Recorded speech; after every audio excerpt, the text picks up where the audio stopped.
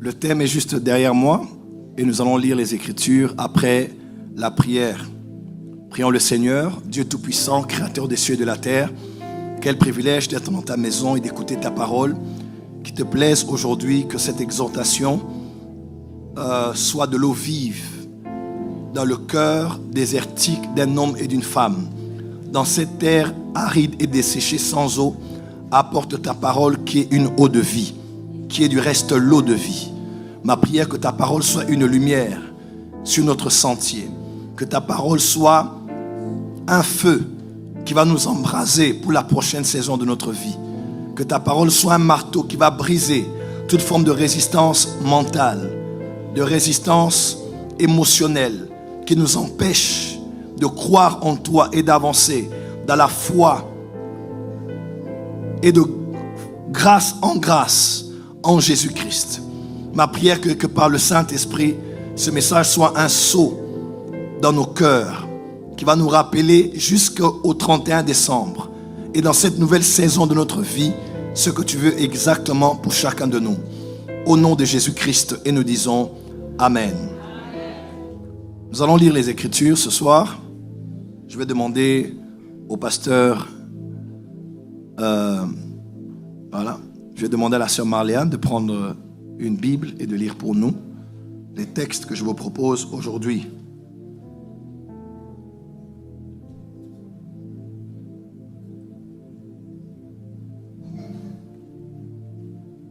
Je lis la parole de Dieu.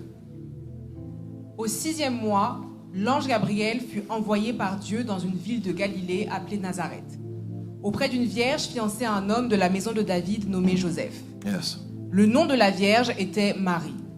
L'ange entra chez elle et dit: Je te salue, toi à qui une grâce a été faite. Maintenant, regarde ton voisin, voisin. Voisine, je te salue, toi à qui une grâce a été faite. Ne sois pas intimidé, regarde ton voisin, dis voisin, je te salue avec joie, toi à qui une grâce a été faite. Glory, continuez. Le Seigneur est avec toi. Troublée par cette parole, Marie se demandait ce que pouvait signifier une telle salutation. L'ange lui dit: Ne crains point, Marie, car tu as trouvé grâce devant Dieu. Et voici, tu deviendras enceinte et tu enfanteras un fils et tu lui donneras le nom de Jésus. Il sera grand et sera appelé fils du Très-Haut, et le Seigneur Dieu lui donnera le trône de David, son père. Il régnera sur la maison de Jacob éternellement, et son règne n'aura point de fin. Marie dit à l'ange: Comment cela se fera-t-il puisque je ne connais point d'homme? L'ange lui répondit: Le Saint-Esprit viendra sur toi, et la puissance du Très-Haut te couvrira de son ombre. C'est pourquoi le Saint-Enfant qui naîtra de toi sera appelé Fils de Dieu. Glory. Voici Élisabeth, ta parente, a conçu elle aussi un fils en sa vieillesse. Elle qui était appelée stérile, est maintenant dans son 6e mois. Car rien n'est impossible à Dieu. Dis avec moi, car rien n'est impossible à Dieu. On peut le dire avec plus d'audace, car rien n'est impossible à Dieu. Marie dit: Je suis la servante du Seigneur, qu'il me soit fait selon ta parole. Yes. Et l'ange la quitta. Dans ce même temps, Marie se leva et s'en alla en hâte vers les montagnes dans une ville de Juda. Elle entra dans la maison de Zacharie et salua Élisabeth. Dès qu'Élisabeth entendit la salutation de Marie, son enfant tressaillit dans son sein et elle fut remplie du Saint-Esprit. Elle s'écria d'une voix forte: Tu es bénie entre les femmes et le fruit de ton sein est béni. Comment m'est-il accordé que la mère de mon Seigneur vienne auprès de moi? Car voici, aussitôt que la voix de ta salutation a frappé mon oreille, l'enfant a tressailli d'allégresse dans mon sein. Heureuse celle qui a cru, parce que les choses qui lui ont été dites de la part du Seigneur auront leur accomplissement. Heureuse celle qui a cru, car les choses qui lui ont été dites de la part du Seigneur auront leur accomplissement. On peut répéter? Heureuse, là c'est Luc 1 verset 45, c'est ça? Heureuse celle qui a cru, car les choses qui lui ont été dites de la part du Seigneur. Alors, en finissant cette année, je donne cette parole à toutes les femmes. Quand vous finissez ce culte, postez ce verset partout, parce que ce verset vous concerne. Amen. Heureuse celle qui a cru, Y a-t-il des femmes de foi ici? Amen. Car les choses qui lui ont été dites de la part du Seigneur auront leur accomplissement. Amen. Amen. Deuxième texte, Hébreux 11, versets 32 à 40. Et que dirais-je encore? Car le temps me manquerait pour parler de Gédéon, de Barak, de Samson, de Jephthé, de David, de Samuel et des prophètes, qui par la foi vainquirent des royaumes, exercèrent la justice, obtinrent des promesses, fermèrent la gueule des lions, éteignirent la puissance du feu, échappèrent aux tranchants de l'épée, guérirent de leurs maladies, furent vaillants à la guerre, mirent en fuite des armées étrangères. Des femmes recouvrèrent leur mort par la persécution. D'autres furent livrées au tournant et n'acceptèrent point de délivrance afin d'obtenir une meilleure résurrection.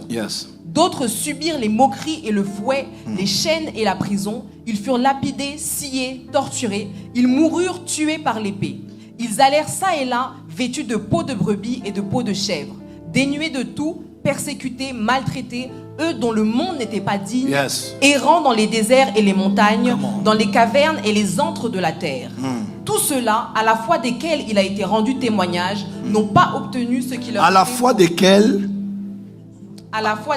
il a été rendu témoignage. Il a été rendu témoignage. N'ont pas obtenu ce qui leur était promis. Ils n'ont pas obtenu, donc toutes les personnes dont on a eu à parler ici, on dit, ils n'ont pas obtenu quoi? Ce qui leur était promis. Ce qui leur était promis.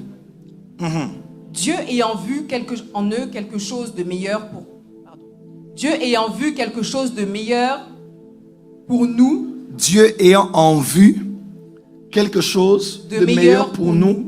Afin qu'ils ne parvinssent pas sans nous à la perfection. Amen. Amen. Et nous allons terminer avec le chapitre suivant, Hébreux 12, versets 1 et 2. Et j'aimerais que nous puissions tous lire en chœur. Est-ce qu'on est prêt? C'est déjà affiché.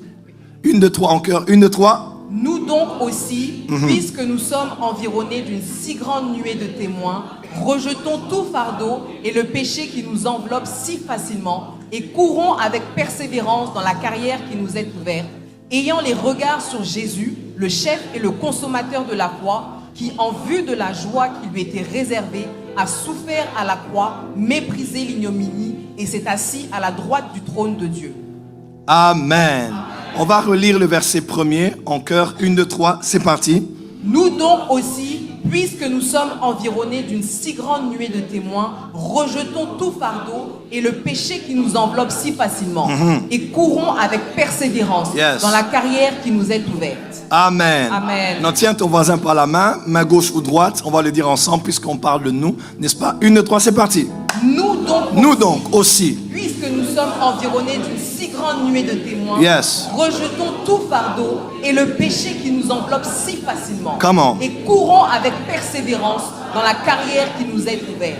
Amen. Pour la toute dernière fois, tenez votre voisin plus fort. 1, 2, 3, c'est parti. Nous donc aussi, puisque nous sommes environnés d'une si grande nuée de témoins, rejetons tout fardeau et le péché qui nous enveloppe si facilement. Et courons avec persévérance dans la carrière qui nous est ouverte. Merci, veuillez vous asseoir alors qu'on acclame pour le Seigneur, pour celui qui est né et qui vit pour des siècles. Amen. Ce soir, j'aimerais vous faire part d'une pensée biblique tirée de cette histoire de la Nativité qui porte le thème « Celle qui était appelée stérile et dans son 6e mois ». Celle qui est appelée, celle qui était appelée stérile et dans son 6e mois. Tel est le thème que je tire de ce contexte qui nous parle de la Nativité en ce jour désigné par plusieurs églises, puisque le 25 décembre ou le 24 auront lieu durant la semaine, le mercredi 24, le jeudi 25. Et nous avons voulu avoir, comme plusieurs églises, le culte de Noël ou de Nativité le 21 de ce mois de décembre. Je vais rester dans le contexte de la naissance de Christ et selon que l'Esprit a déposé dans mon cœur, vous faire part d'une exhortation qui porte le thème que je vous ai présenté il y a quelques minutes. Cette exhortation que j'ai eu de vous faire part est issue d'une prière que j'ai eu à faire hier. Alors que je priais pour ce culte, je demandais au Saint-Esprit, que vais-je dire à ton peuple aujourd'hui, demain dimanche? Il a déposé un poids dans mon cœur, une inspiration. Et je crois que c'est au-delà d'un message corporatif, c'est un message personnel que chacun doit prendre pour lui. Il est probable que vous soyez en prière en cette saison en train de dire à Dieu, Seigneur, les promesses, Seigneur, confirme, Seigneur, précise, Seigneur, oriente, Seigneur, un mot, Seigneur, une parole. Je crois que ce message est la parole que tu attendais. Il est écrit dans leur détresse, écrire à l'Éternel, et il envoya sa parole, et sa parole les guérit. Celle qui était autrefois stérile est aujourd'hui dans son 6e mois. Ces paroles sont les paroles de l'ange Gabriel. Il s'est présenté comme étant celui qui est un ange et qui se tient devant l'Éternel. Il est, selon les théologiens et les étudiants de la Bible, un ange qui devrait être, qui est un ange messager. On l'a vu plus d'une fois dans les Écritures, et plusieurs religions abrahamiques s'approprient même des visitations de Gabriel à l'issue desquelles ils ont reçu les messages qui font partie de la doctrine même de leur foi. Gabriel est apparu à Marie et lui a dit clairement ceci, en l'annonçant déjà après une salutation qu'elle serait enceinte et que le saint enfant qu'elle allait porter serait le Fils de Dieu. Pour aller plus loin dans leur conversation, ces paroles que je tire pour être le thème sont vraiment une parole révélatrice pour quelqu'un ce soir. L'ange a dit, déjà il faut que tu saches, avant d'aller plus loin, après t'avoir annoncé ce qui va t'arriver, ta parente Élisabeth est à son 6e mois. Celle qui était appelée autrefois stérile, femme d'un prêtre qui n'est que Zacharie que l'on connaît, que le même ange a visité 6 mois avant, alors qu'il servait dans le temple et plus précisément il servait plus précisément à l'autel des parfums. Il dit celle qui était stérile est actuellement à son 6e mois. Alors, l'exhortation que je vous apporte ce soir, c'est juste une exhortation pour nous emmener, nous qui avons des promesses de la part de Dieu, nous qui n'avons pas encore vu les promesses être réalisées, mais nous qui sommes exposés à des hommes et des femmes qui, au moment où nous avons la foi des promesses de Dieu, nous voyons dans leur vie ces choses prendre forme et se réaliser. Ce thème est le thème pour toute personne qui est face à un homme et une femme dans sa famille, dans son église ou dans son environnement, qui déjà comme Élisabeth est en train d'expérimenter l'accomplissement des prophéties, l'accomplissement des promesses dans sa vie. Ce thème est le thème d'une femme qui actuellement est en train de m'écouter.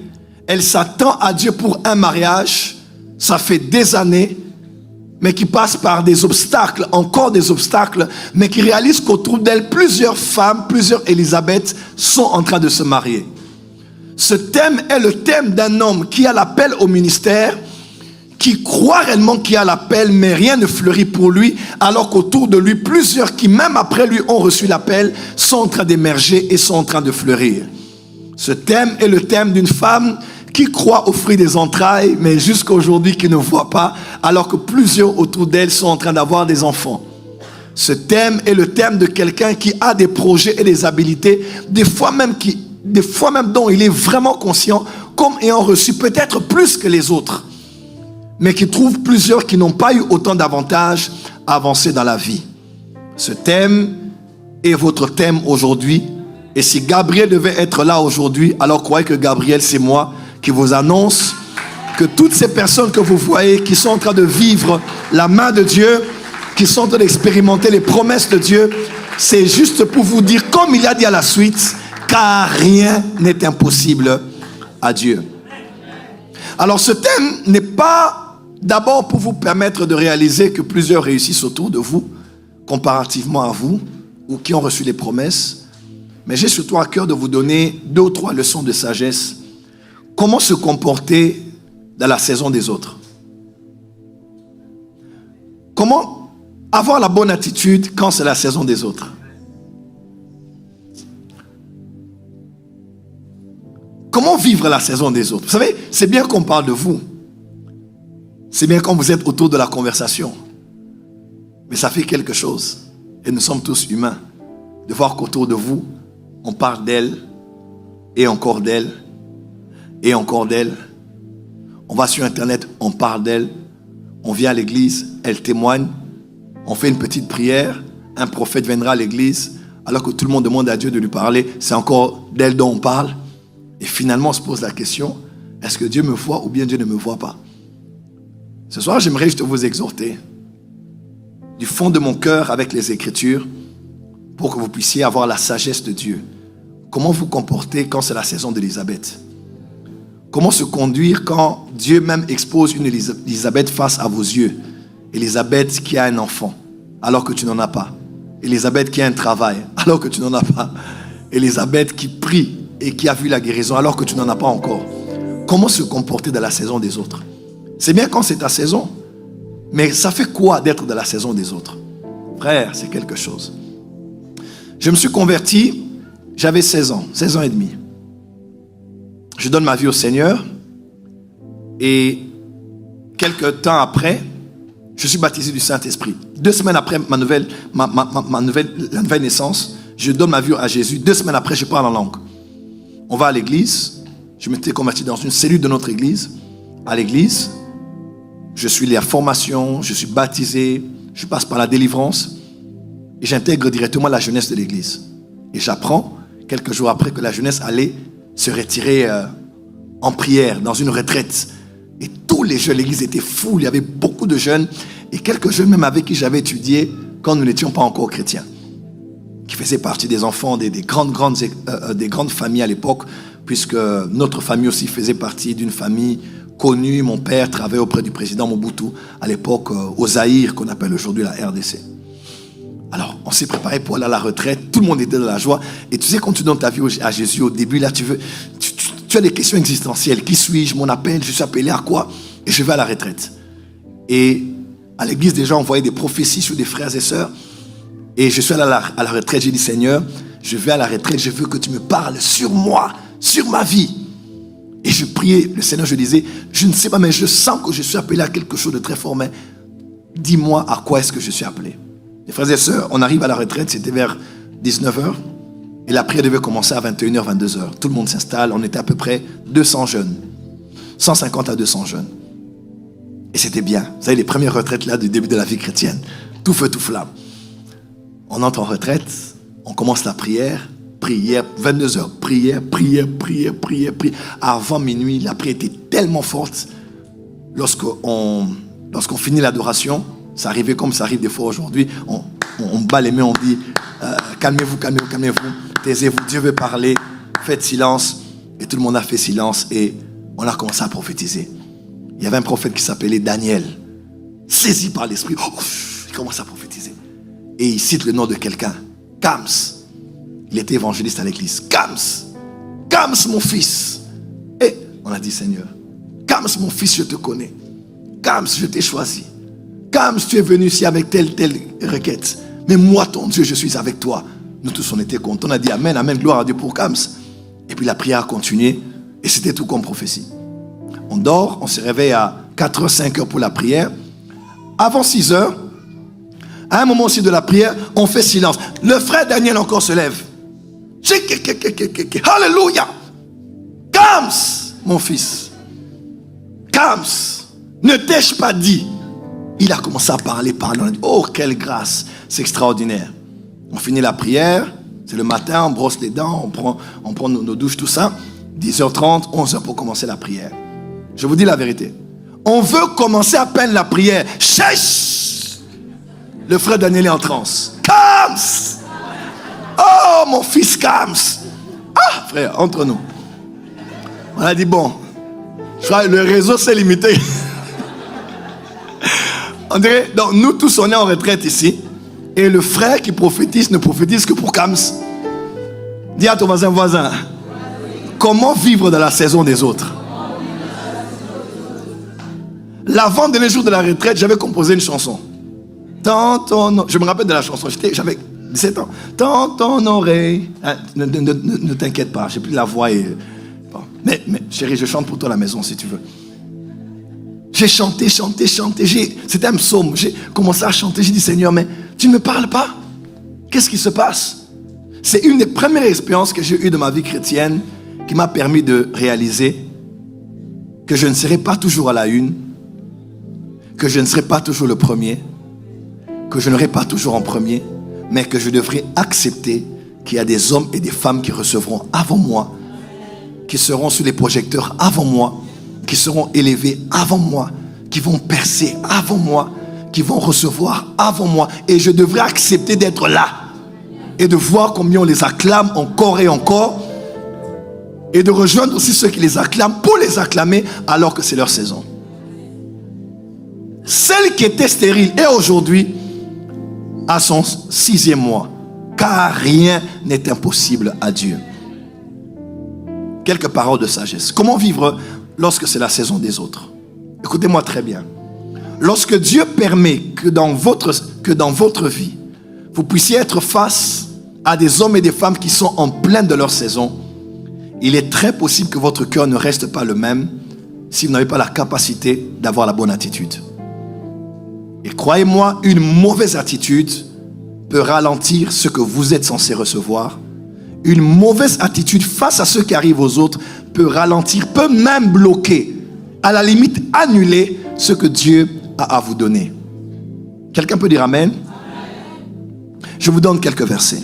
La Bible déclare, Pasteur Claes va lire pour nous, dans le même texte, bien je vais lire pour vous, Luc 1, versets 56 et 57, il est écrit, Marie demeura avec Élisabeth environ 3 mois, puis elle retourna chez elle.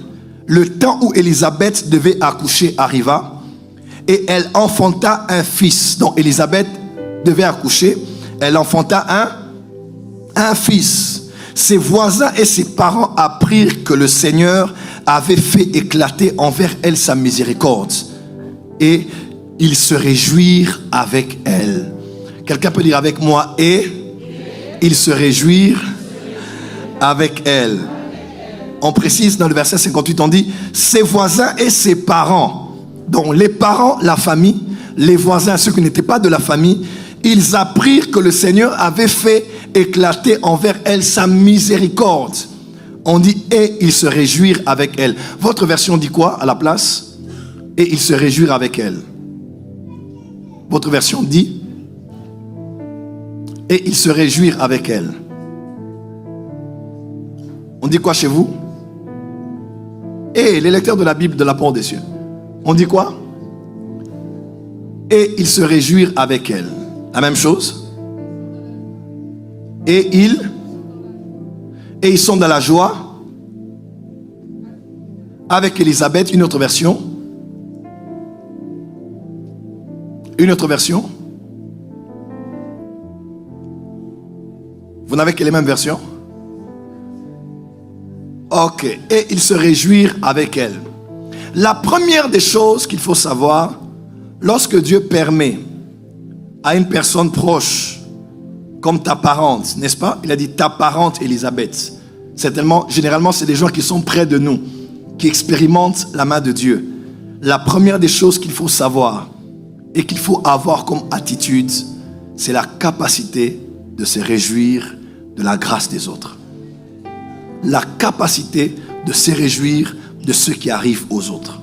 On dit, lorsque les voisins et les membres de la famille apprirent que Dieu avait fait éclater sa miséricorde, ils se réjouirent tous avec elle. Mes frères et sœurs, lorsque Dieu bénit ton frère, réjouis-toi avec ton frère. Lorsque Dieu bénit ta sœur, réjouis-toi avec ta sœur. Même lorsque ton cœur veut être contrarié, veut être jaloux, veut te pousser à des mauvaises pensées, du ressentiment, ou bien même de la rancœur, dis à ton âme, Dieu est miséricordieux. Et c'est le Dieu que je prie qui a fait éclater sa miséricorde dans la vie de mon frère et dans la vie de ma soeur. Ça m'arrivera à mon temps, mais puisque ce n'est pas mon temps, c'est son temps, je me réjouirai parce que chaque chose a son temps et chaque temps a ses choses. Il y a un temps pour tout homme et il y a un homme pour tout temps. Il y a un temps où les projecteurs sont sur une personne, mais je sais que le panier circule encore et que si mon voisin a mangé, le panier est en train de circuler, mon temps aussi arrivera. Mais avant que mon temps n'arrive, je me réjouis avec mon frère, je me réjouis avec ma soeur. Une des manières de vaincre la jalousie, c'est d'avoir la capacité de dire ce que Dieu fait avec les autres. C'est d'avoir la capacité de témoigner de ce que Dieu fait avec les autres. C'est malgré ce que ton corps est en train de ressentir, de dire, je posterai sur ma page et je dirai ce que Dieu a fait avec les autres.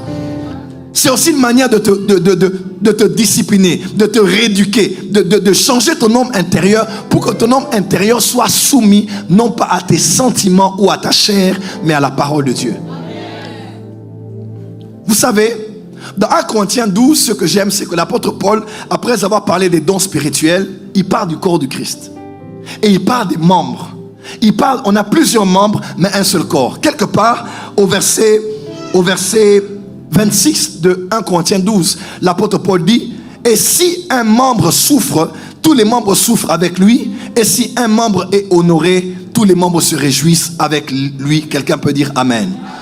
Le même Paul, dans Romains chapitre 12, verset 15, a dit, « Réjouissez-vous avec ceux qui se réjouissent et pleurez avec ceux qui pleurent. » Pourquoi nous n'avons que l'habitude de prendre la partie B de ce verset? La partie préférée pour aller dans les deuils. La partie préférée pour annoncer, donner les communiqués nécrologiques. Notre soeur a perdu son père. Notre frère a perdu sa femme. Notre maman a perdu sa fille. Notre fille a perdu sa maman. La Bible déclare, pleurer avec ceux qui pleurent. Nous sommes souvent très aptes à pleurer avec ceux qui pleurent, mais nous ne sommes pas capables de nous réjouir lorsque les autres se réjouissent. Mon frère, ma soeur, le Saint-Esprit te dit ce soir, ma fille et mon fils, en cette saison, apprends à te réjouir lorsque ton frère se réjouit. Apprends à honorer la personne que Dieu a honorée, parce que ça détermine aussi combien vite tu recevras aussi la grâce que Dieu a réservée pour toi. Lorsque Ruth a été honorée en devenant la femme de Boaz, lorsque Ruth a eu la grâce de porter un enfant, j'aime beaucoup ce que ces femmes ont dit sur Naomi. Et cela, c'est dans Ruth 4, verset 14. Les femmes dirent à Naomi, « Béni soit l'Éternel qui ne t'a point laissé manquer aujourd'hui d'un homme ayant droit de rachat et dont le nom sera célébré en Israël. » Verset 15, chapitre 4 de Ruth. « Cet enfant restaurera ton âme et sera le soutien de ta vieillesse, car ta belle-fille qui t'aime l'a enfantée et elle vaut mieux pour toi que 7 fils. » Quelqu'un peut dire Amen. Ici, Ruth a un enfant avec Boaz, n'est-ce pas? Et les femmes viennent dire à Naomi, « Naomi, nous sommes contents pour toi. Béni soit l'Éternel. Et voici d'ailleurs ce qui va t'arriver à cause de ta belle-fille et à cause de cet enfant qui est venu dans ta famille. » Apprenez à féliciter. Apprenez à laisser des messages. Ne vous dites pas, j'ai vu, mais comme si je n'ai rien vu. J'ai entendu, comme si je n'ai rien entendu. C'est la jalousie. Et la jalousie est un poison mortel. Le jaloux ne reconnaît jamais qu'il est jaloux. Et généralement, c'est Dieu a fait pour elle, c'est bien, mais Dieu a fait pour lui, c'est bien, mais on l'a invité à prêcher là-bas. Waouh, il est sur l'affiche, c'est bien, mais à chaque fois qu'il y a un mais dans ton appréciation, c'est qu'il y a quelque chose dans ton cœur qui a déjà sali ton âme et qui est sur le point de te rendre non lucide face à cette situation. Ton discernement sera biaisé parce que pour toi, tu ne sais pas apprécier ce que Dieu fait à sa juste valeur. Les imperfections, il y en aura toujours parmi les hommes. Mais il faut avoir la capacité de dire, je célèbre Dieu pour la vie de mon frère, je célèbre Dieu pour la vie de ma soeur. Pourquoi? Parce que c'est ma soeur. Pasteur Clens, une chose que j'ai découvert, lorsque Paul dit que nous sommes membres d'un même corps, lorsque Dieu honore un membre et que nous devons tous honorer ce membre, le Saint-Esprit nous apprend à aimer le corps. Aimer Jésus, ce n'est pas juste aimer Jésus qui est dans ton cœur. Jésus n'est pas que Jésus. Jésus a un corps.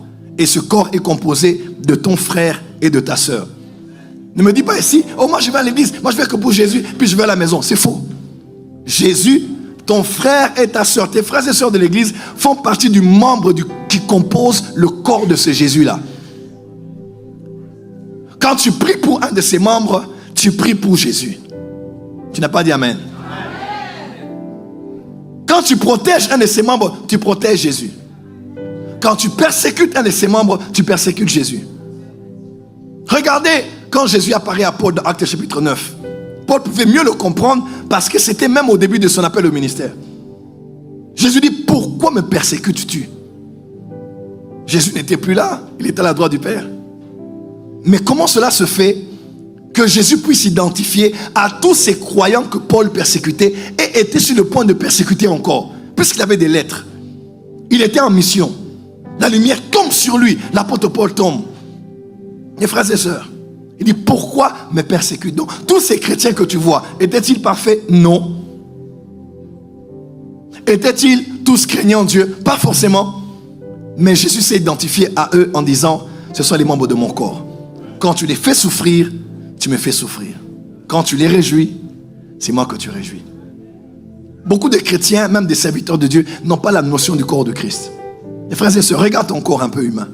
Lorsque tu marches, tu es dans le salon, par inadvertance, tu fais un accident, ton gros orteil droit ou gauche se cogne. Tu vois? Le gros orteil s'est cogné. Tu t'es certainement blessé. Mais regarde, ce n'est pas le gros orteil qui crie. Ce n'est pas le gros orteil seulement qui a mal. Le gros orteil a mal, mais peu importe ta taille, tu te courbes. Tu te courbes jusqu'au niveau du gros orteil. Tes mains qui n'ont rien eu vont aller en direction du gros orteil. Ton visage qui était bien va se renfogner. Tu vas certainement être en train de crier. Chez nous au Congo, on dit « Maman n'a couffé !» Non, « Maman, je suis mort ». Généralement, quand on a des problèmes, on crie toujours « Maman ».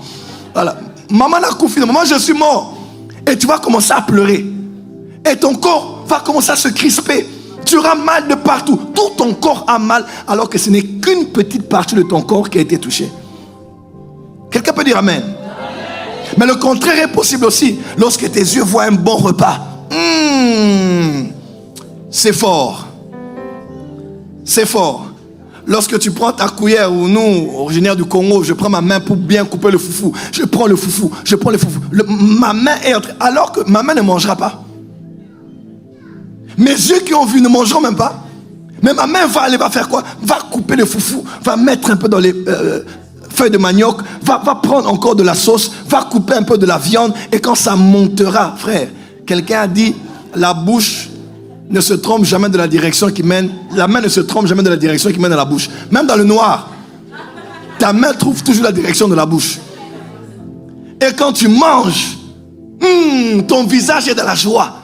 Ta main sur ton ventre, miam miam. Alors que c'est ta bouche qui a avalé, mais c'est tout ton corps qui s'est réjoui. Mes frères et sœurs, à chaque fois que la bouche du corps du Christ mange, normalement, il faut que tous les chrétiens se réjouissent avec elle. Et à chaque fois qu'un membre est touché, il faut que tout le monde puisse s'incliner dans sa direction pour dire il a mal et nous avons tous mal. Comment vivre lorsque c'est la saison des autres? Il faut te réjouir. Quand ton âme n'est pas d'accord, il faut imposer à ton âme. Tu dis je suis une servante de Dieu, je ne suis pas une femme jalouse. Je suis un serviteur de Dieu, je ne suis pas dans la rancœur.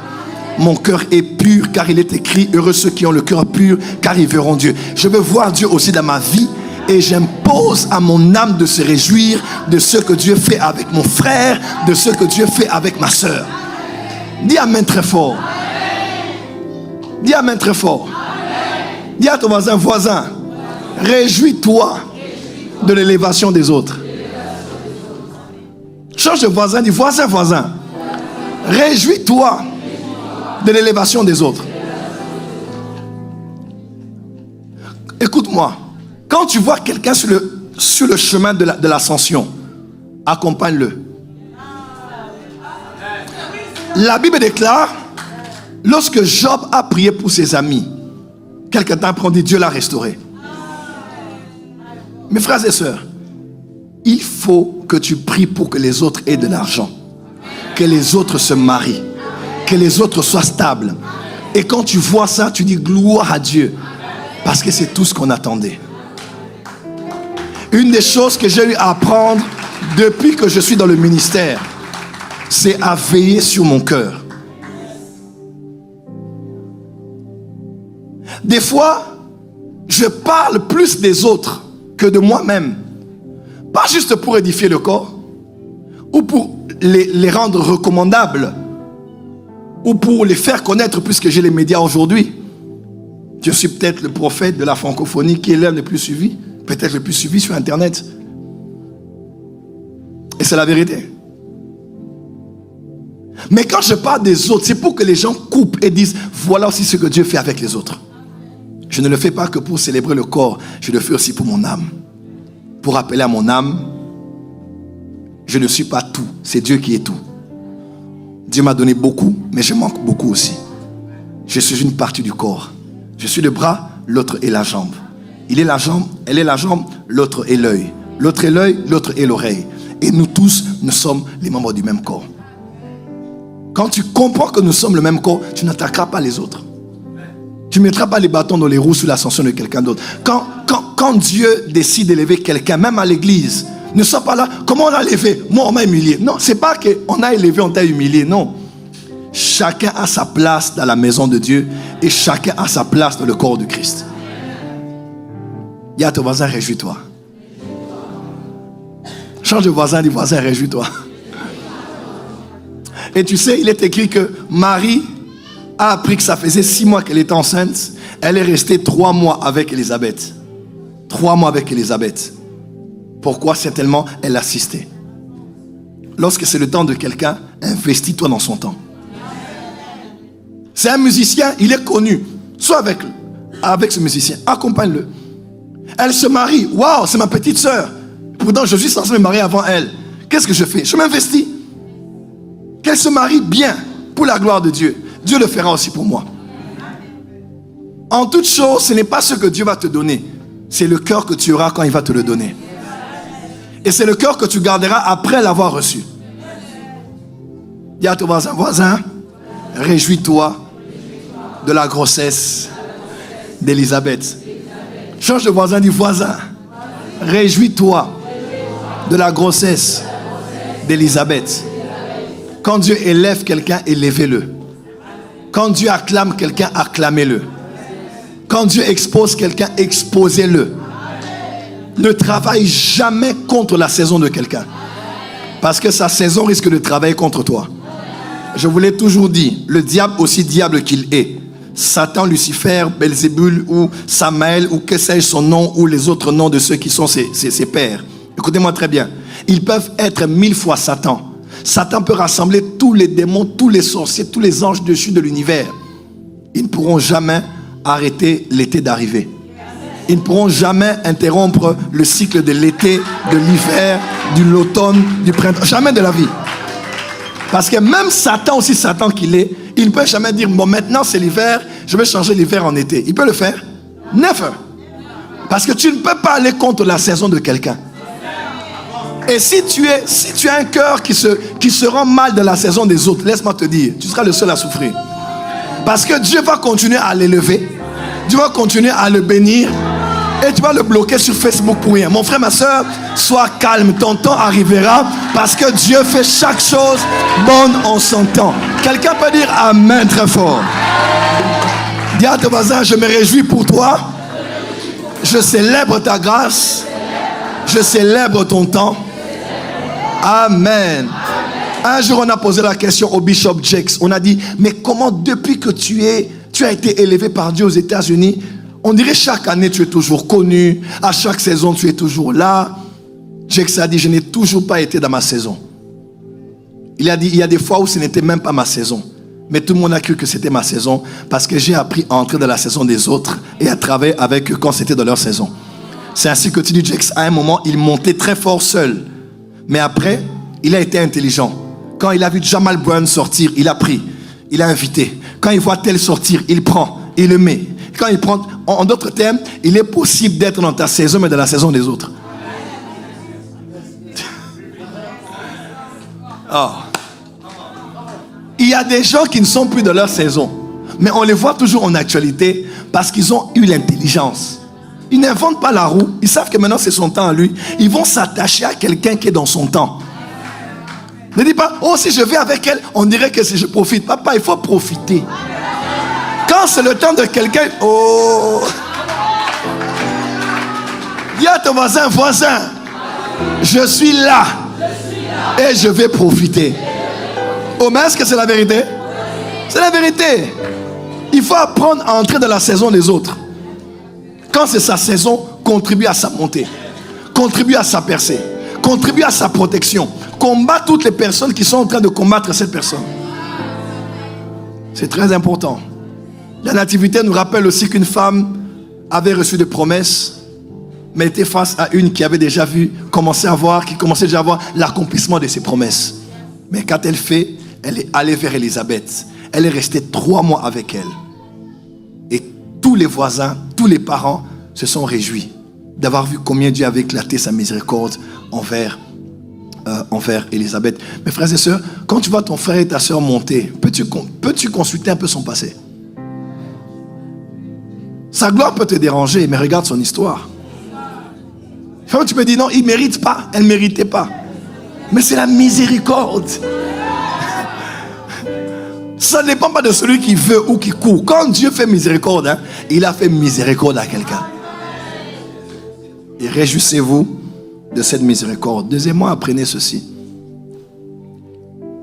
Quand Dieu vous expose à quelqu'un qui est monté et qui est élevé, vous êtes là pour apprendre à ses côtés. Soyez observateur. Observatrice. Elle est mariée avant, regarde à quoi ressemble le mariage. Il a commencé une entreprise. Observe comment il a commencé l'entreprise. Regarde. C'est très important. C'est très important. La Bible déclare dans 1 Corinthiens 10, verset 6. Or, ces choses sont arrivées pour nous servir d'exemple afin que nous n'ayons pas de mauvais désirs comme ils ont eu. Quand on parle de tous ceux qui ont marché avant, les enfants d'Israël, on dit les mauvaises choses qui leur sont arrivées là, c'était pour nous servir à nous d'exemple, afin que nous ne puissions pas avoir des mauvais désirs comme ils ont eu. Quand Dieu t'expose à quelqu'un qui monte, qui est dans son ascension, apprend des bonnes choses et apprend aussi des mauvaises choses. Et l'avantage a toujours été pour celui qui vient après, parce qu'il a appris des erreurs des autres. C'est ainsi que l'on dit, l'homme intelligent apprend de ses propres erreurs, mais l'homme sage apprend des erreurs des autres.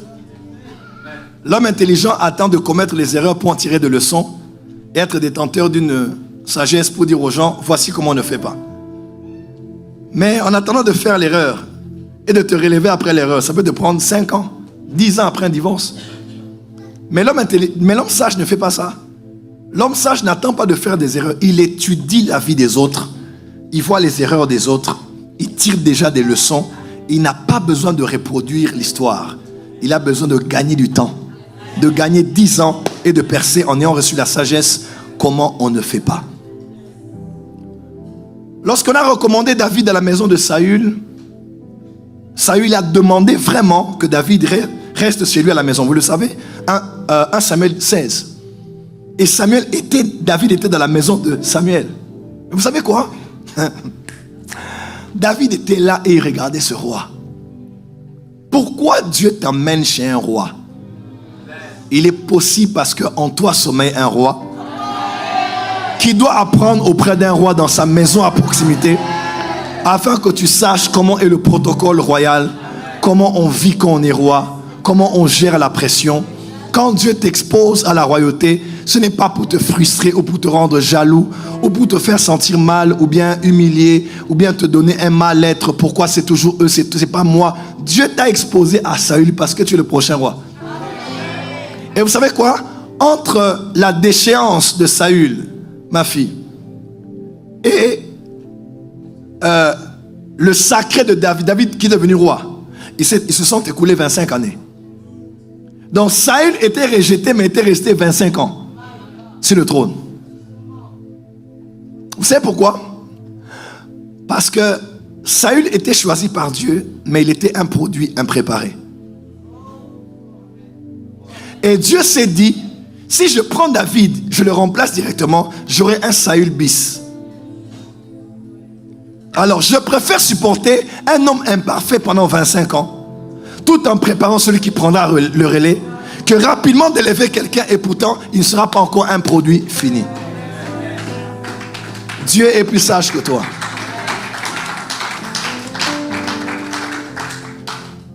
Tu es exposé à la royauté pour apprendre. Et j'aime bien dans le psaume 51 où on voit David dire, verset 11, « Ne me rejette pas loin de ta face et ne me retire pas ton Esprit Saint. » Qui a déjà compris ce verset?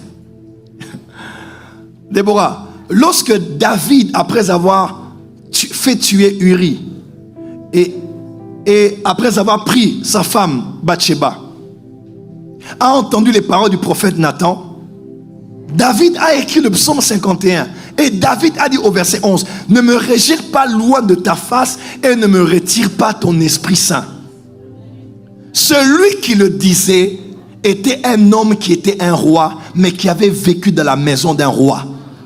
Ils savaient tous, 1 Samuel 10 verset 6, Dieu avait dit verset 9, l'Esprit du Seigneur te saisira, tu prophétiseras, tu seras changé en un autre homme. Et la Bible déclare que ce jour-là, Dieu a donné à Saül un nouveau cœur.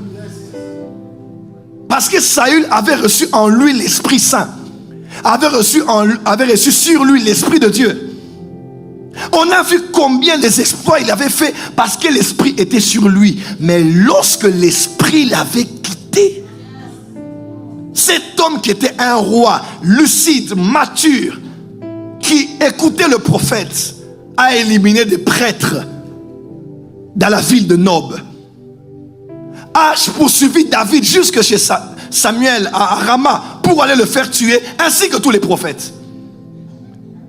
David jouait de la harpe et voyait un roi devenu fou parce que l'Esprit l'avait quitté à cause de son péché.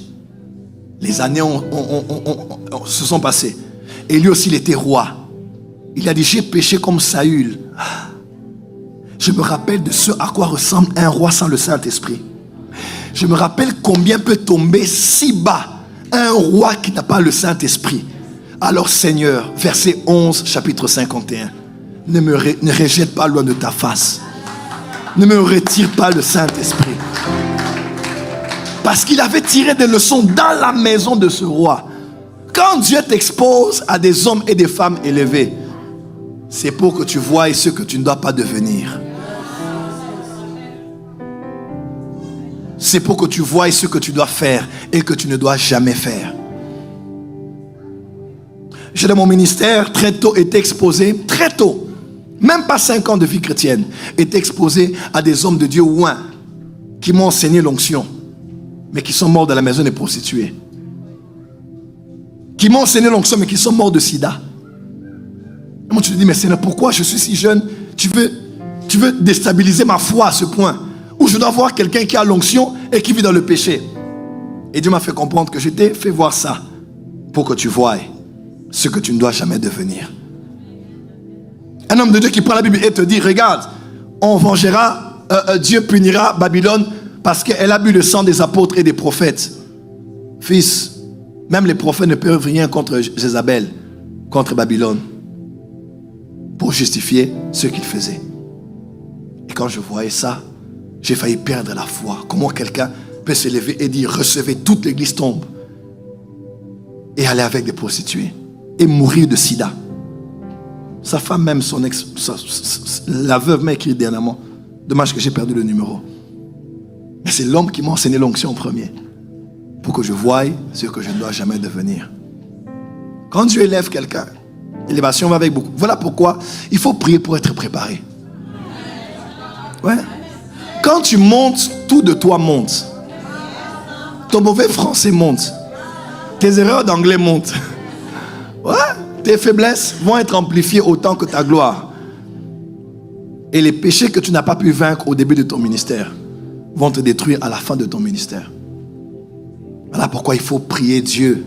Non pas pour ce que tu veux recevoir, mais pour celui que tu vas devenir quand tu vas les recevoir. Parce que j'ai compris, ma fille, je ne cache pas que Dieu veut nous élever. Ce n'est pas la gloire qu'il va regarder, mais c'est qui tu vas devenir de la gloire. Seigneur, garde-nous fidèles à toi. Garde-moi dans l'humilité, garde-moi dans la crainte de ton nom, garde-moi dans la discipline, que je sois toujours ce même Francis que j'étais à 16 ans, 17 ans, 18 ans. Que je puisse t'aimer davantage, te craindre davantage, te connaître davantage, te servir davantage. Que rien ni personne ne me sépare de toi. Lève la main droite, dis Seigneur, aide-moi. Quelle est mon attitude quand Dieu m'expose à Élisabeth qui vit l'accomplissement des promesses? Je peux être avec elle pour voir ce que je ne dois pas devenir. Et pour terminer, je suis aussi à ses côtés pour voir les possibilités divines. Il a dit, car rien n'est impossible à Dieu. La Bible déclare dans Hébreux 11, pour terminer, on parle du panthéon des hommes de la foi, de la galerie des hommes de la foi. C'est par la foi qu'Abel, c'est par la foi que Adam, c'est par la foi que sais-je encore.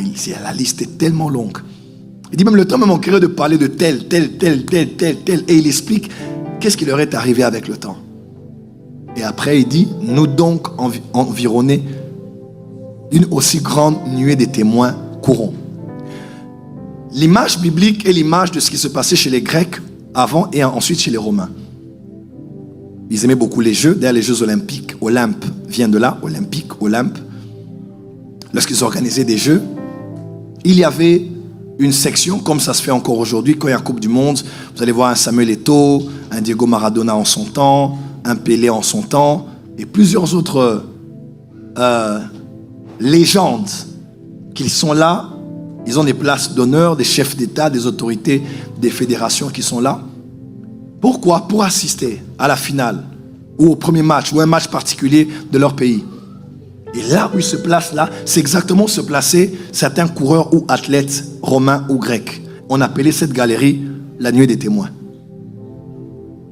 Et lorsque ceux qui entraient et devaient combattre ou devaient courir ou devaient s'appliquer à un jeu, une discipline ou une autre, devaient se lancer, ils avaient tendance à saluer ceux qui étaient là avant eux, avant de s'engager dans la course et de courir. Mes frères et sœurs, l'image est claire. Quand je vois celui de mon pays ou de ma tribu qui a couru et qui a vaincu, je peux être motivé et encouragé à fond pour me dire, je n'ai pas le droit d'échouer alors qu'il me regarde. Je peux m'inspirer de combien il était faible, de combien son palmarès était insuffisant pour être l'homme qu'il est devenu. Je peux m'inspirer de sa foi, m'inspirer de sa carrière. Mes frères et sœurs, quand tu dois courir pour fin 2025 ou au début de l'année et que Dieu t'expose à Élisabeth, ce n'est pas pour te rendre mal, mais c'est pour que tu t'inspires à fond et que tu te dises, si lui il est arrivé, moi aussi je peux arriver. Ainsi, quand tu es Sarah et que tu n'as pas d'enfant, ne crée pas des rubriques pour avoir une Agar et avoir un Ishmaël. Non. Apprends de ce qui s'est passé chez Sarah. Et si Sarah ne t'inspire pas, regarde Anne. Anne était là, elle attendait.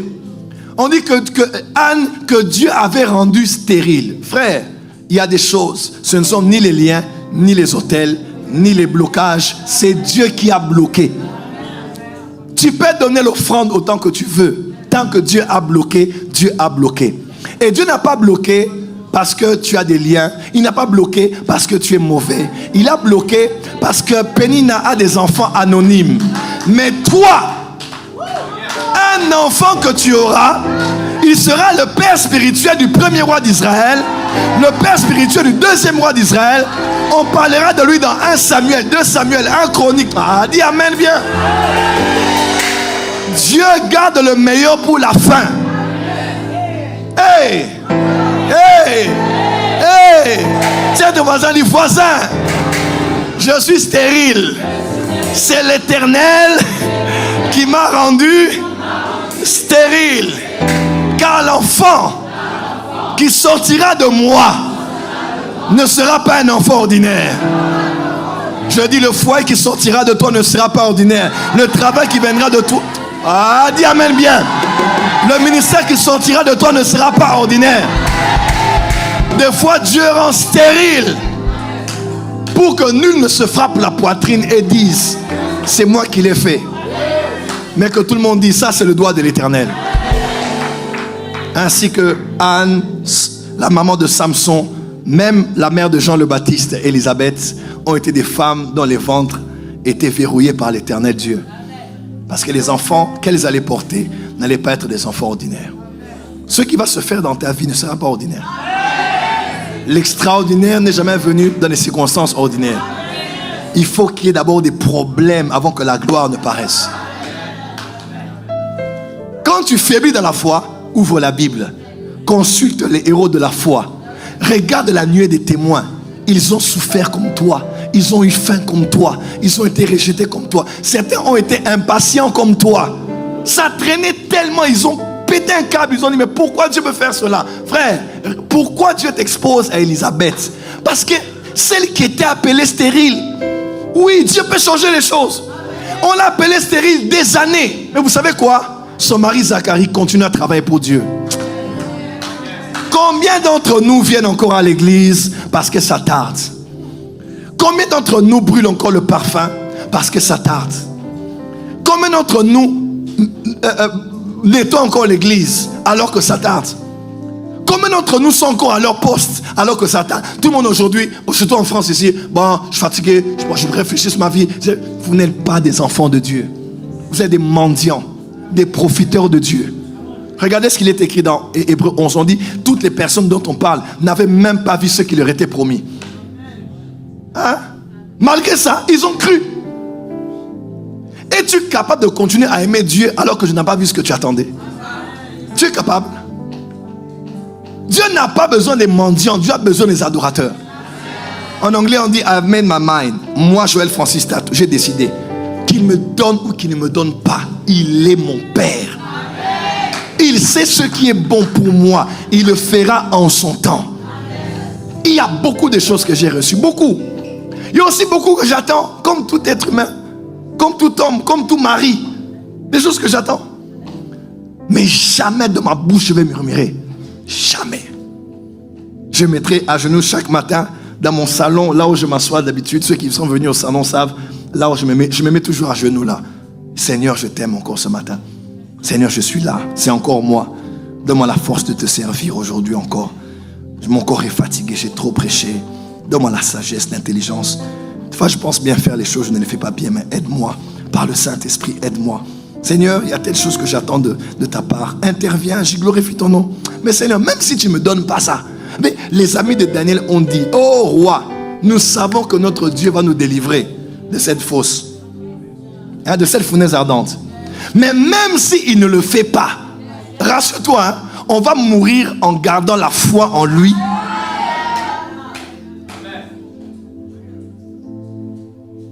Tu n'es pas adorateur tant que tu n'as pas adoré dans la vallée. Tu n'es pas adorateur tant que tu n'as pas adoré dans le désert. Tant que tu n'as pas adoré quand tu es déjà à bout.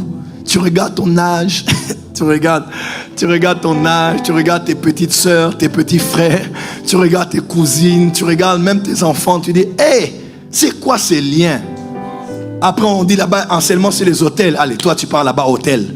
On dit là-bas enseignement, il faut faire offrande de 10 000 euros. Toi là-bas, tu dis même pas au prophète Joël, tu vas donner 10 000 euros en secret. On dit s'il faut aller faire prière 21 jours en ligne sur Zoom. La prière là a des témoignages. Toi tu es là-bas. Mais à la fin tu dis, mais il n'y a rien qui marche. C'est pas un pasteur, c'est l'Éternel qui t'a rendu. La seule chose que tu dois développer là, c'est l'attente et la vie d'adoration. Seigneur, je t'aime, je suis avec toi. J'habite chez Élisabeth, je la vois enceinte. Je te célèbre, Seigneur. Je te glorifie pour ce que tu as fait avec elle. Amen. Amen, amen. Écoute-moi très bien. Et lorsque Élisabeth ne t'inspire plus, Anne ne t'inspire pas, Josué non plus, ni Paul ni Pierre, Hébreu a dit, quand aucun d'eux ne t'inspire, lève les yeux. Lève les yeux. et fixe ton regard sur Jésus. Lui qui suscite la foi et l'amène à la perfection. Si aucun ne m'inspire, mon inspiration suprême s'appelle Jésus-Christ. Quand je le regarde lui, je regarde sa vie. J'apprends l'obéissance. J'apprends l'humilité.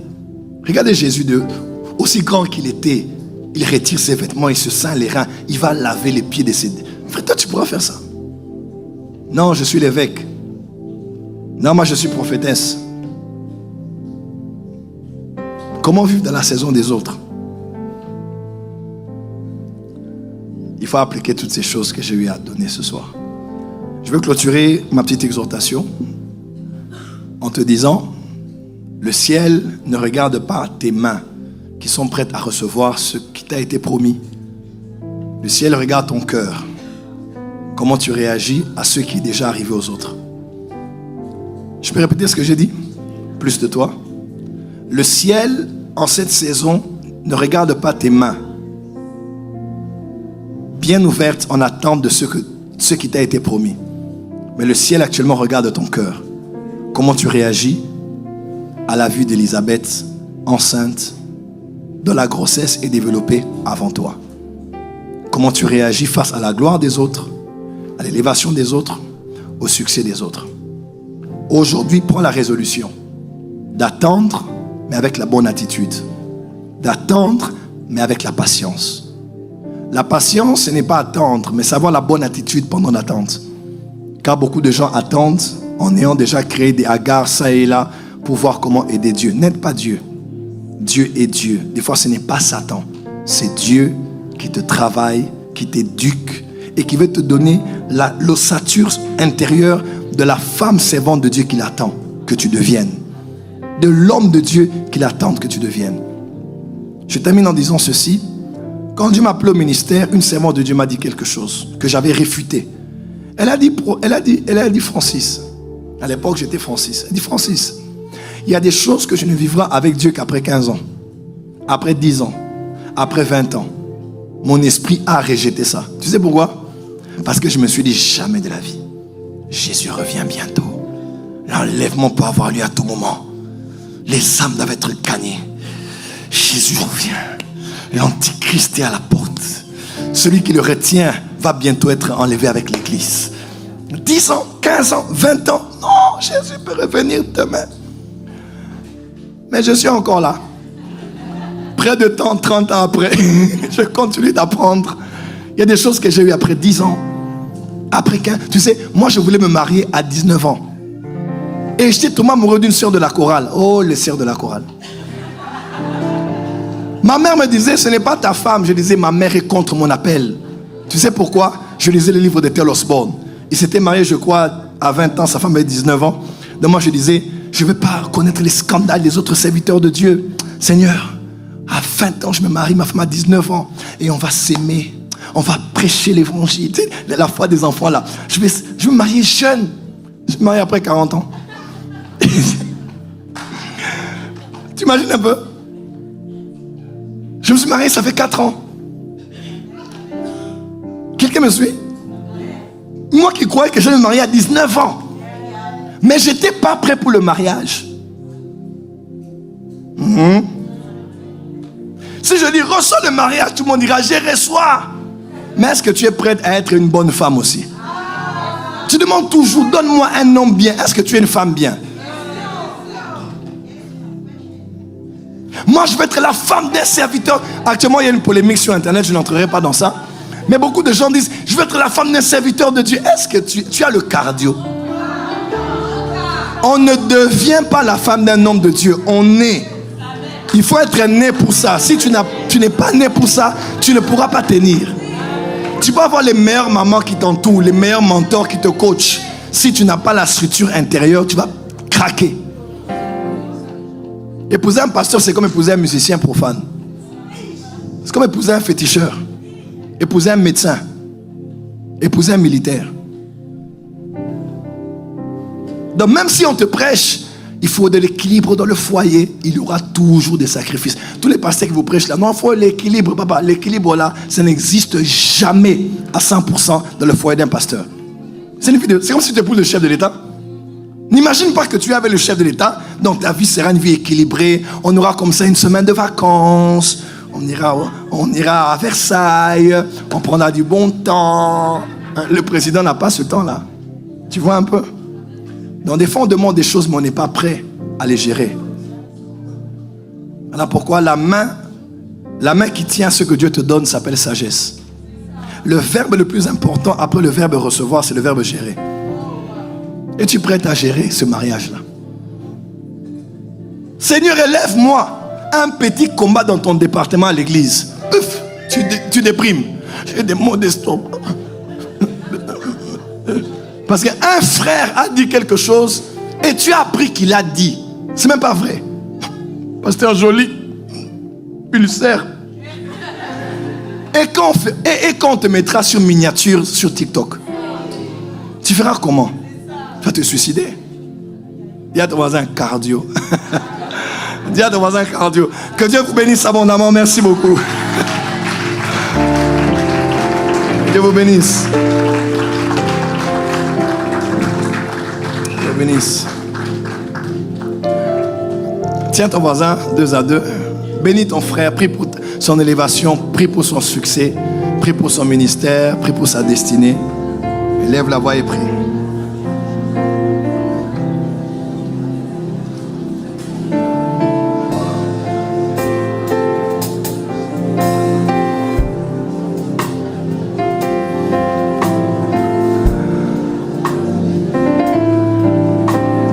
Prie en rapport avec cette parole.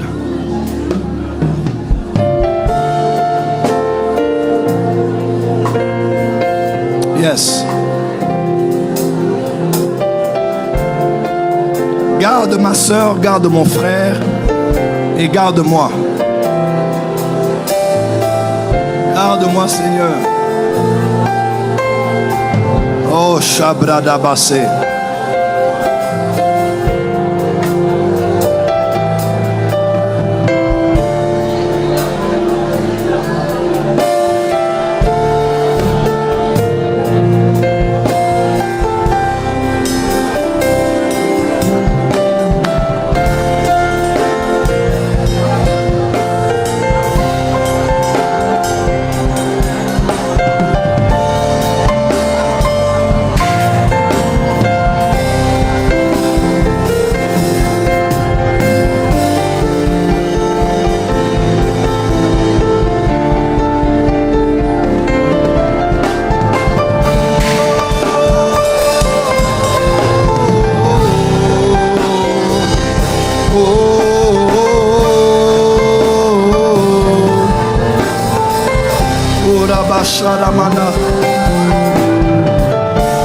Oh, Shabababa Saka. Plus fort.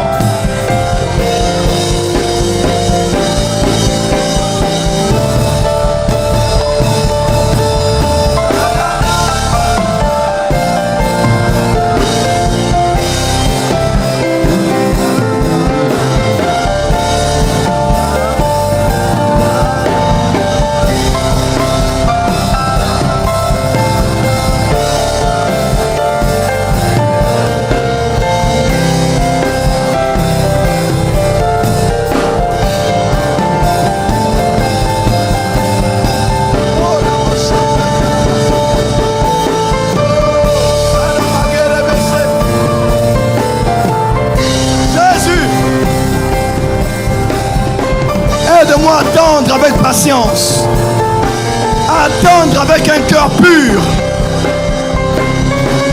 à attendre avec un cœur d'adorateur l'accomplissement de ta promesse et la saison qui m'a été promise. Élève la voix, prie avec moi. Prie pour les voisins autour de toi, prie pour ton frère, prie pour ta soeur. Seigneur, tu fais chaque chose bonne en ton temps. Et chacun a son temps. Donne-moi de travailler pour la saison des autres. Donne-moi de me réjouir de la saison des autres. Donne-moi de te glorifier de la saison des autres. Donne-moi de contribuer à la saison des autres. Donne-moi d'être un défenseur de la saison des autres. Oh Seigneur, Seigneur, Seigneur, Seigneur. Robo Shakarabasa. Plus de toi, plus de toi. Comment? Plus fort, plus fort. Plus de toi. Oh, crée en moi un cœur pur. Renouvelle en moi un esprit bien disposé. Ne me rejette pas le de ta face. Et ne me retire pas ton Esprit Saint. Je ne veux pas être un roi fou, un prophète fou, un pasteur fou, un serviteur de Dieu fou. Aide-moi Seigneur. Garde-moi Seigneur. Purifie mon cœur et mes motivations. Oh Shabradabase Karamanda Rabasa. Oh Rabashaka Bradabasa Karamanda. Oh Rabasaka Rabasaka. Et ma grâce. Et ma grâce. Et ma grâce par le Saint-Esprit. Juste le piano. Arasakaramandora Sekaramanda Rabasa. Oh Shabada Karamanda Rabasa Karabase. Seigneur, nous sommes des hommes. Tu sondes les cœurs et les reins. Et tu sais que le cœur de l'homme est tortueux. Seigneur, voici mon cœur sur l'autel.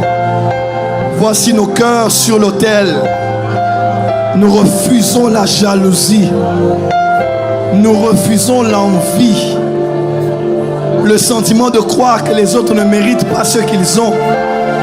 Et que cela devrait nous revenir à nous. Qui sommes-nous pour te juger sur ce que tu donnes à l'un et à l'autre? Qui sommes-nous pour combattre celui que tu as élevé et choisi? Donne-nous des cœurs purs. Garde-nous dans l'humilité, dans la reconnaissance des grâces des autres, mais surtout dans une perspective et une approche apostolique, afin de savoir que mon frère est du corps, ma soeur est du corps. Je ne serai pas là uniquement pour pleurer avec elle, mais aussi comme les parents et les voisins d'Élisabeth pour me réjouir avec elle. Donne-moi un cœur pur, un cœur qui aime voir les autres monter, un cœur qui aime les autres, qui aime voir les autres prospérer, un cœur qui se réjouit de la joie des autres, un cœur qui accepte de voir les autres monter, briller. Parce qu'en travaillant pour les autres, c'est pour ce membre de ton corps que je travaille, c'est pour ton corps que je travaille, c'est donc pour toi que je travaille. Je ne veux pas être un Saül à l'époque avant sa conversion, qui combat ton église, qui combat les onctions, qui combat les grâces des autres. Mais fais de moi un homme plateforme. Fais de moi un pasteur plateforme qui permet aux grâces d'être exposé, aux grâces d'être connu, aux grâces d'être apprécié. Oh Seigneur, aide-moi, aide-moi, aide-moi. Aide-moi papa, aide-moi Seigneur. Nul n'est à l'abri de la jalousie. Nul n'est à l'abri de l'amertume. Nul n'est à l'abri de la rancœur et de l'envie. Brise-moi, taille-moi. Façonne-moi et donne-moi la forme qui te plaît. Je vais être un serviteur, un vrai serviteur de Jésus-Christ, qui ne combat jamais le corps de Christ, qui ne combat jamais les serviteurs et les servants de Dieu, mais qui travaille pour le corps, qui travaille pour toi. Au nom de Jésus. Mets les deux mains sur ton cœur, une main droite ou bien tes deux mains. Seigneur, en ce dimanche de nativité, tu nous as rappelé cette petite histoire tirée de la relation entre Élisabeth et sa parente Marie. Quelle attitude avoir lorsque c'est la saison des autres? Quand les autres ont fait quelques mois de plus, avec cette grâce, Donne-nous d'être comme les parents et les voisins. Donne-nous de toujours nous réjouir de la grâce des autres. Seigneur, nous crions à toi, car le cœur de l'homme est tortueux. Je crie à toi en premier. Il est écrit, heureux ceux qui ont le cœur pur. David a dit, crée en moi un cœur pur, renouvelle en moi un esprit bien disposé à aimer la grâce des autres, bien disposé à célébrer la grâce des autres, bien disposé à se réjouir avec la grâce qui est accordée aux autres, bien disposé à veiller à ce que cette grâce continue de monter. Aide-nous à ne jamais être complices avec Satan pour attaquer le corps de Christ. Aide-nous à ne jamais être alliés et complices avec notre chair, avec Satan, pour détruire un frère ou une sœur qui est dans sa saison. Donne-nous d'aimer ton corps, car c'est aussi ça t'aimer, en aimant les frères et sœurs. Que la semence de cette parole produise du fruit, et du fruit qui demeure par le Saint-Esprit. Et au nom de Jésus, nous avons ainsi prié. Amen. Acclamons Seigneur Jésus.